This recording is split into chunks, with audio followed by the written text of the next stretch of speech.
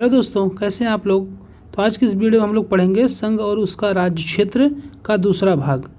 पहले भाग को हम लोगों ने पढ़ लिया है। पहले भाग में हम लोगों ने पढ़ा था इसके फंडामेंटल कुछ की पॉइंट संघ और उसके राज्य क्षेत्र के बारे में। देखिए, हम लोग एक बार उसको पहले रिकॉल कर लेते हैं, जो पहले वाली वीडियो हम लोगों ने पढ़ा था। अगर आपने पहला वाला वीडियो अभी तक नहीं देखा तो इसको देखने से पहले एक बार पहले वाले भाग को देख लें, उसमें चीज़ें क्लियर हो जाएंगी। इस वाले भाग में हम लोग एज ए क्वेश्चन कुछ पॉइंट लिए हैं जिसके थ्रू कुछ क्वेश्चन बनेंगे और उसके आंसर हम लोग देखेंगे। बहुत ही इम्पोर्टेंट यह भी होने वाला है। तो पहले अगर आप उस भाग को नहीं देखें तो पहले वाले भाग को आप एक बार देख लें।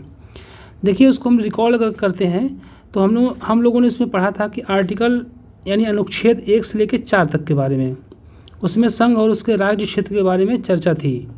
अगर हम उसमें से कुछ पॉइंट उठाते हैं तो उसमें एक चर्चा हुई थी कि उस टाइम के हिसाब से जब भारत उस टाइम आज़ाद हुआ था 1947 के इर्द गिर्द, तो उस टाइम हुआ क्या था।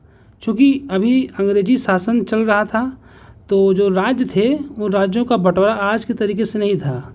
उस टाइम अंग्रेज़ों ने क्या किया कि भारत देश में चूँकि रियासतें थीं, 500 प्लस रियासतें थीं, तो उसमें से कुछ चुनिंदा जहाँ पे ज़्यादातर अंग्रेजी शासन था, उस वाले पार्ट को अंग्रेज़ों ने क्या किया कि ए बना दिया। ए पार्ट यानी आप उसको का कह सकते हैं या पार्ट ए, यानी ए टाइप के राज्य बना दिए जहाँ पर ज़्यादातर अंग्रेज़ रहते थे।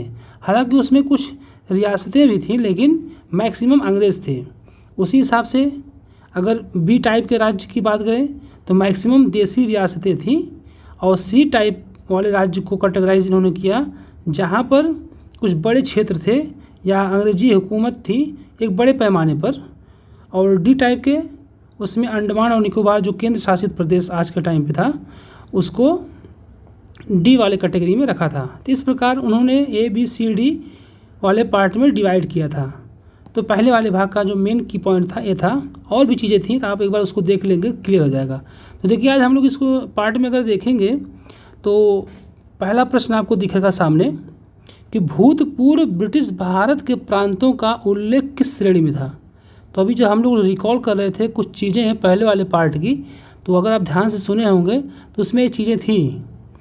आप ध्यान से इस प्रश्न को पहले पढ़ें कि भूतपूर्व ब्रिटिश भारत यानी जब ब्रिटिश भारत था, यानी जब भारत अपना प्यारा भारत आज़ाद ही हुआ था, उस समय भारत के प्रांतों का उल्लेख किस श्रेणी में था। देखिए, किसकी बात चल रही है कि ब्रिटिश भारत।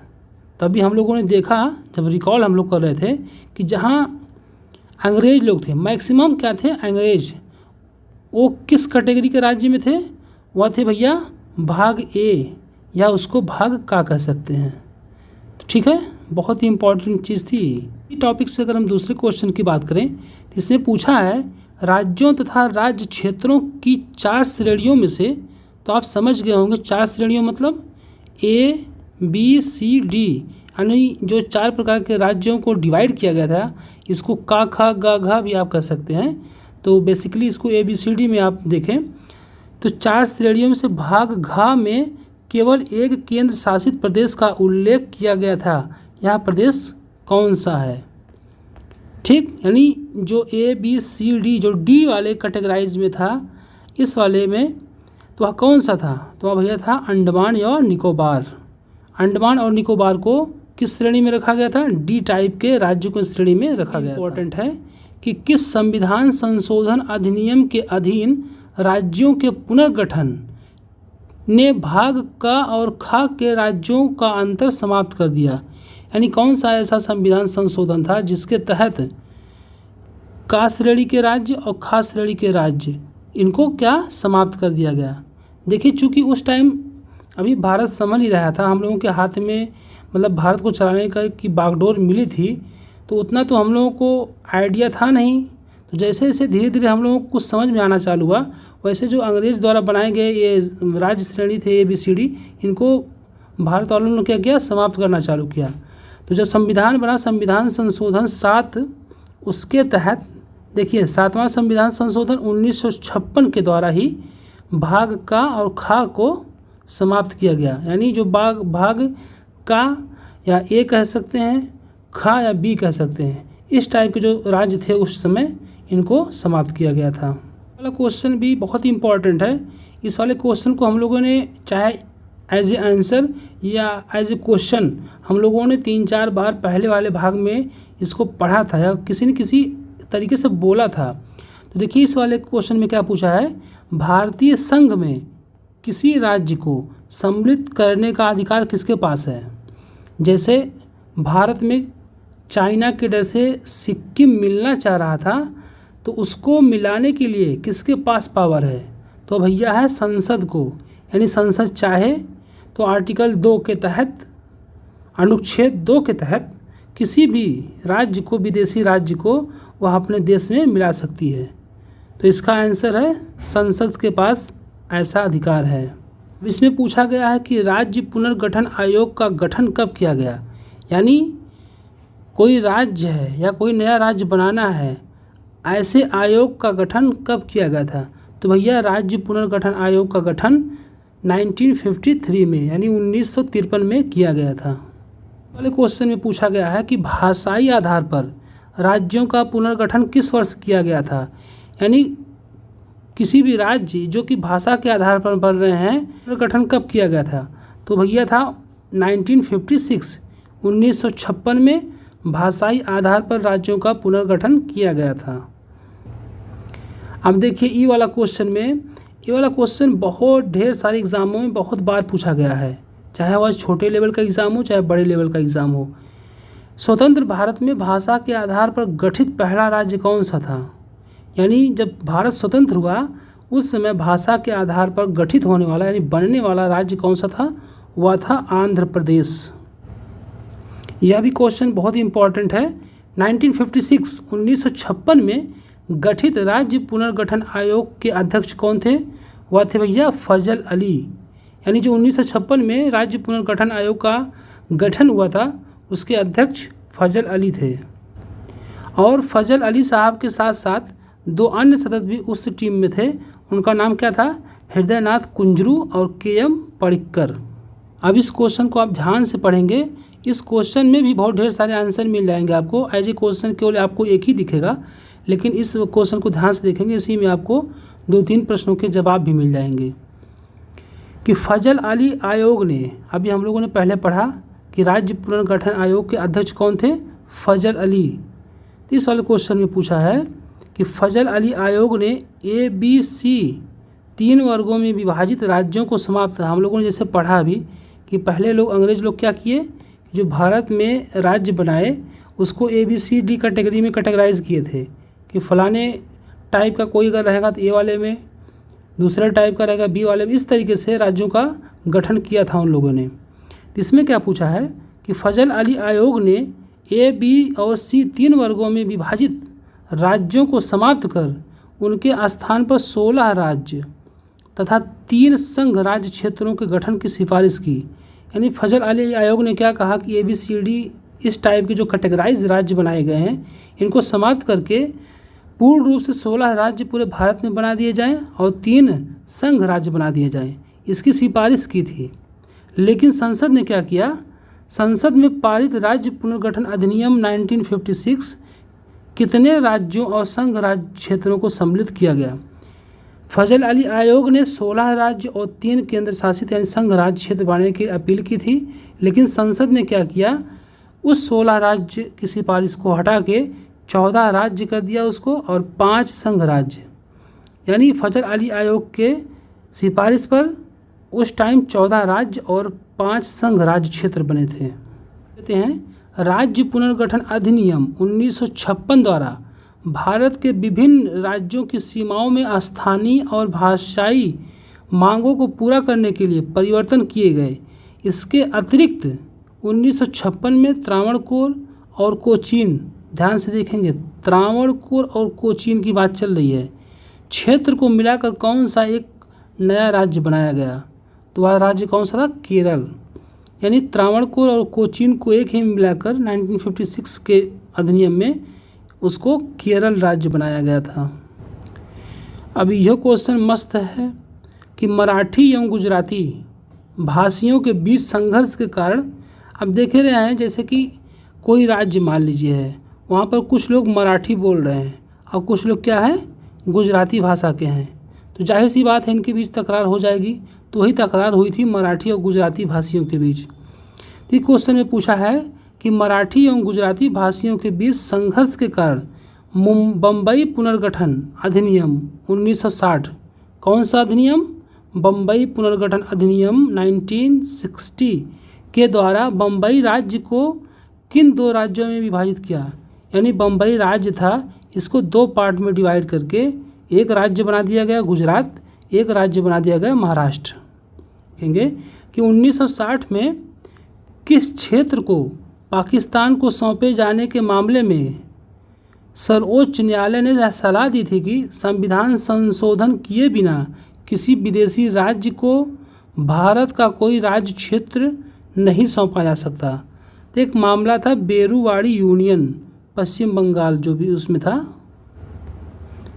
देखिए एज ए क्वेश्चन तो आपको दिख रहे हैं, लेकिन इसी में आपको ढेर सारे यानी 2-3 प्रकार के क्वेश्चन छोटे छोटे मिल जाएंगे, उसके आंसर भी इसी में रहेंगे।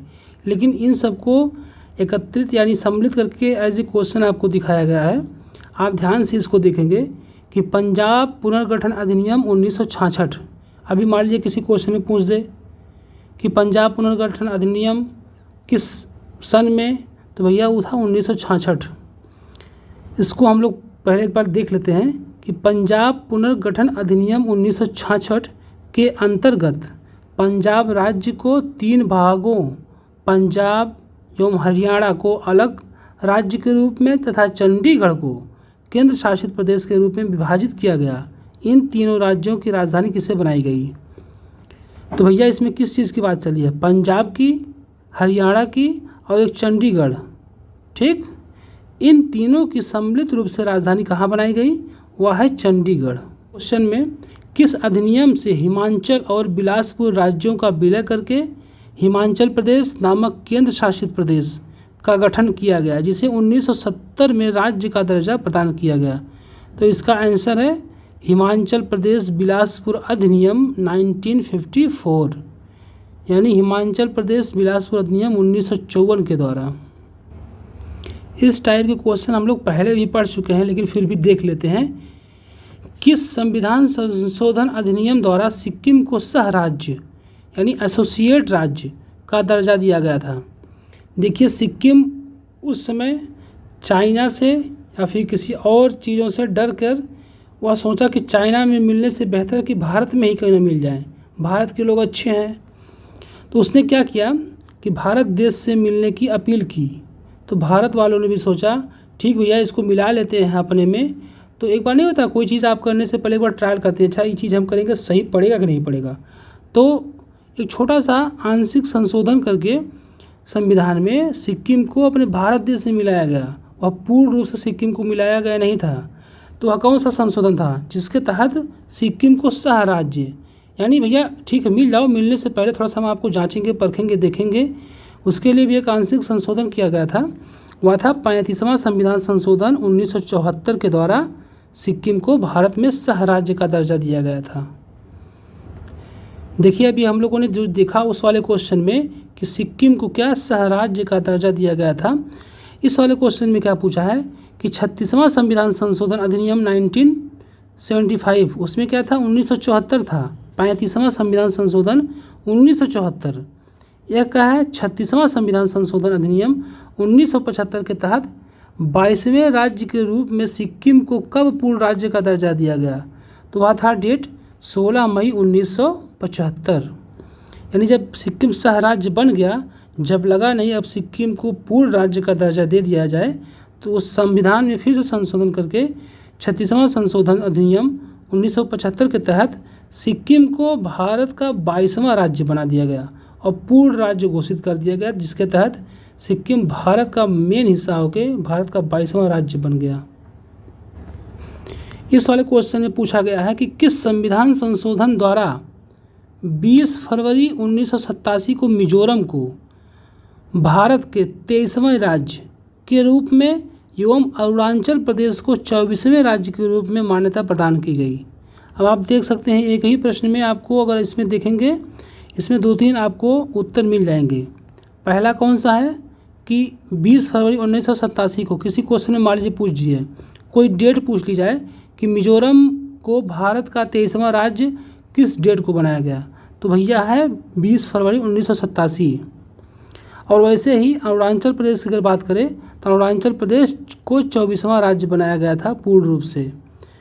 तो भैया देखिए इसका आंसर कौन सा होगा, एक बार फिर से हम इसको पहले देख लेते हैं। इसका प्रश्न, किस संविधान संशोधन द्वारा 20 फरवरी 1987 को मिजोरम को भारत के 23वां राज्य के रूप में एवं अरुणाचल प्रदेश को 24वें राज्य के रूप में मान्यता प्रदान की गई थी, तो वह था 53वां संविधान संशोधन के द्वारा मिजोरम को और 55वां संविधान संशोधन के द्वारा अरुणाचल प्रदेश को राज्य के रूप में मान्यता प्रदान की गई थी।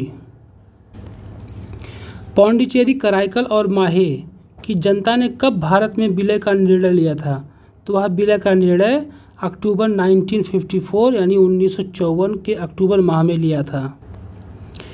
भारत और फ्रांस के बीच 28 मई 1956 को एक संधि हुई थी, जिसके अनुसार सभी फ्रांसीसी क्षेत्रों पर भारत का अधिकार मान लिया गया।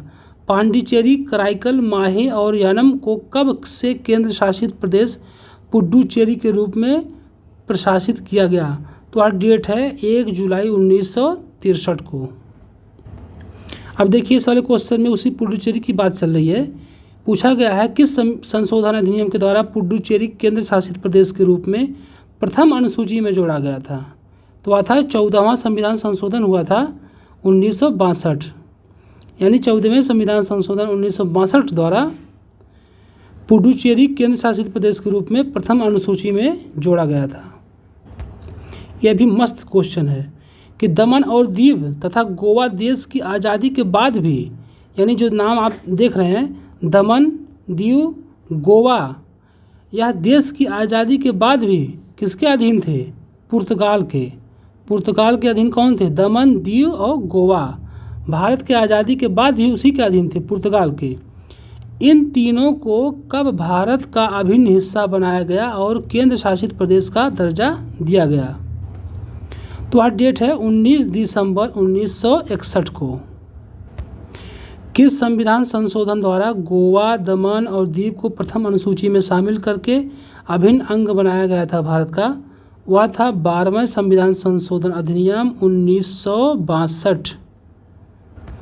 यह भी इम्पोर्टेंट क्वेश्चन है।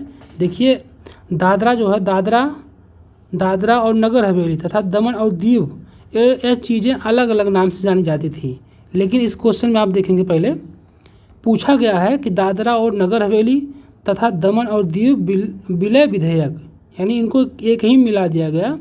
2019 के तहत इन दोनों केंद्र शासित प्रदेशों को मिलाकर एक कर दिया गया, यानी दादरा और नगर हवेली और तथा दमन और दीव इनको मिलाकर एक कर दिया गया। ठीक है। नया सम्मिलित केंद्र शासित प्रदेश कब से अस्तित्व में आया, यानी जब इनको मिला के एक किया गया तो कब से लागू हुआ, तो वह डेट है 26 जनवरी 2020 से। तो आप इस चीज़ को आप ऐसे पढ़ेंगे, अगर आपको पढ़ना है तो वह है दादरा और नगर हवेली, दमन और दीव, यानी इतना बड़ा नाम आपको पढ़ना पड़ेगा। अब यह भी बढ़िया क्वेश्चन है। किस संविधान संशोधन अधिनियम द्वारा गोवा को पूर्ण राज्य का दर्जा प्रदान किया गया, किंतु दमन और दीव को केंद्र शासित प्रदेश ही रहने दिया गया, यानी कौन सा संविधान संशोधन ऐसा था जिसके तहत गोवा को पूर्ण राज्य बना दिया गया, लेकिन दमन और दीव को क्या, केंद्र शासित प्रदेश ही रहने दिया गया। वह संविधान संशोधन 56वां संविधान संशोधन 1987 था। इसमें पूछा गया है कि गोवा को कब पूर्ण राज्य का दर्जा प्रदान कर देश का 25वां राज्य बनाया गया, यानी गोवा को 25वें राज्य का दर्जा किस डेट को दिया गया, तो वह है 30 मई 1987 को गोवा को 25वां राज्य भारत का बनाया गया। देखिए हर घटना के पीछे कोई न कोई कहानी छुपी होती है जो हमको आपको पता नहीं चल पाता। तो इस वाले क्वेश्चन में वही हाल है कि आंध्र प्रदेश से तेलंगाना अलग हुआ था। ठीक है। इस वाले क्वेश्चन में क्या पूछा है कि तेलंगाना को पृथक राज्य का दर्जा दिलाने के लिए जय तेलंगाना, ध्यान से देखेंगे, जय तेलंगाना नामक आंदोलन की शुरुआत हुई थी। वह आंदोलन की शुरुआत 1969 में ही हो गई थी, ठीक है, जिसके तहत आंध्र प्रदेश और तेलंगाना दोनों अलग हुए थे। तो दोस्तों ये कुछ क्वेश्चन थे जो कि संघ और राज्य क्षेत्र से संबंधित थे, बहुत ही इम्पॉर्टेंट हैं, छोटे से लेकर बड़े एग्ज़ामों में पूछा जाता है। तो एक बार आप इसको देख लेंगे तो इस टाइप के जो क्वेश्चन आएंगे एग्ज़ाम में आप गलत नहीं करेंगे, ठीक है। तो आप बताएंगे ये वीडियो आपको कैसा लगा। दोस्तों अगर वीडियो आपको अच्छा लगा ना तो इस वीडियो को लाइक कर दीजिएगा। अगर नए हैं चैनल पर सब्सक्राइब करके बेल आइकन भी खट से दबा दीजिएगा। धन्यवाद।